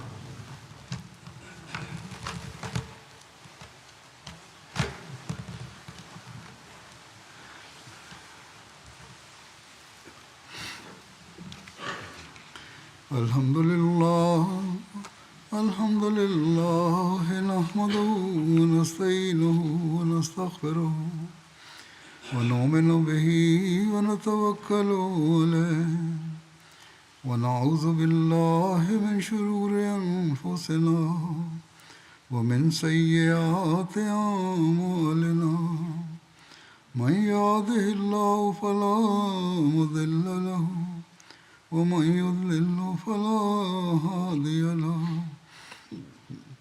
ونشهد أن لا إله إلا الله ونشهد أن محمدا عبده ورسوله عباد الله رحمكم الله إن الله يأمر بالعدل والإحسان وإيتاء ذي القربى وينهى عن الفحشاء والمنكر والبغي يعظكم لعلكم تذكرون اذكروا الله يذكركم وادعوه يستجب لكم ولذكر الله أكبر.